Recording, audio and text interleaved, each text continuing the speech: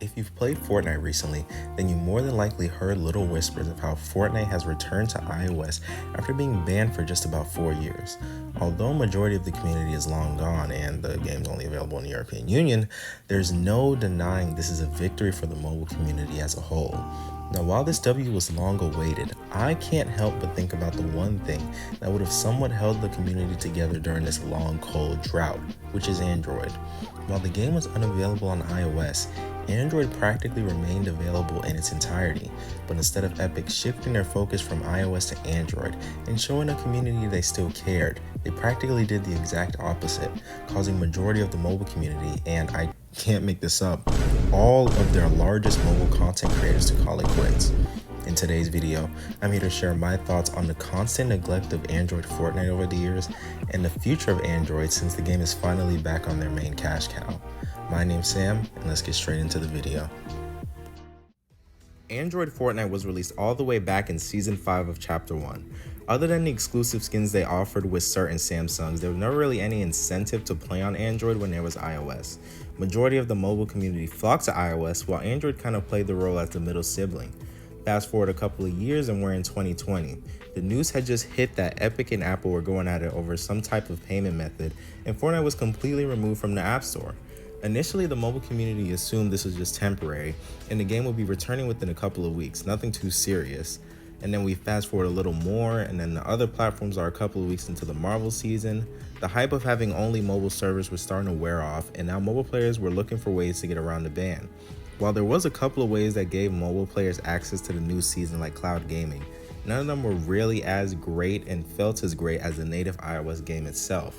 This is where, in one last attempt to keep the game alive, many of the biggest mobile content creators made the switch over to Android. Creators like Ducky, Joey, Surfing Boy, SNN Santa, and many others made the switch to the latest Android tablet on the market, the Tab S7. This is where the neglect of Android Fortnite really became front stage. Initially, the Tab S7, an 120 refresh rate device, was capped at 60 FPS in-game. The performance was choppy, it had trouble catching quick movements, and overall was a complete downgrade from its competitor at the time, the iPad Pro. The performance and optimization was so bad, in fact, that the content creators testing it out didn't even feel comfortable suggesting it to their audiences. SNN Santa and Surfing Boy got their S7 sent to them by Epic themselves, and after SNN Santa made 3 to 5 videos with it, never even acknowledged it again. Now you can form your own opinions about that, but the question I had was, how did Epic feel comfortable sending this to 2 large Fortnite mobile creators, knowing they practically didn't even optimize it? This is where a large divide in the mobile community began, where some began quitting the game and others decided to push through and continue looking for a device that resembled iOS in the slightest. Later on down the line, they added 90 FPS to capable devices, but that's kind of where optimization and pushing for higher FPS stopped.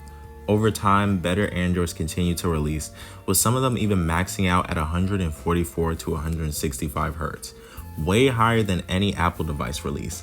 But instead of Epic capitalizing on this, each of them peaked at only 60 or 90 FPS. To add even more fuel to the fire, the community found methods to work around the FPS caps and get 120 out of certain devices, which further proved that certain Androids had potential but were simply being overlooked by Epic. The biggest cheerleaders for the game began to simply disappear after trying their hardest to keep the game and platform alive. As time went on, it became obvious that the urgency that Epic once had for iOS was most likely not going to translate over to Android. This would be a trend that would seem to continue to follow, even with the recent return of iOS. Initially, I assumed that with the return of iOS would come more support for the mobile platform as a whole, but based on how things are currently going for Android, it seems Epic may have other plans. There's currently a bug on Android where devices that usually get over 60 FPS are capped at an unstable, laggy, and inconsistent 60. For reference, Epic was made aware of the glitch and even fixed it a day before the new Marvel season. After the season came out, the bug returned, and here we are nearly 2 weeks into the season with little to no communication about it, other than the Fortnite status Twitter bot who's been saying the same line since the start of the bug. Now granted, Rumors have been circulating that Epic hasn't fixed it yet because they're working to optimize Androids and really going all out this time. And since new Androids are released almost every day, I can also see how it could be over the top optimizing and getting each and every device the best performance. But as I'm currently recording this video, Mobile Platform Cash Cups, a tournament made strictly for the mobile platform, has already begun. For reference, this is one of the first tournaments hosted strictly for mobile platform in a while. I would hope that a glitch that negatively affects a portion of the platform and hinders them from practicing for this event to the best of their abilities will have a bit more urgency behind it. I say all this to say that only time will tell, and the ball is truly in Epic's court. There's no denying that iOS returning has brought back an influx of players and will continue to do that regardless. But now it is up to Epic if they want to bring back the entire mobile community full-fledged or if they're going to strictly shift their focus back to iOS, leaving Android in the dust all over again.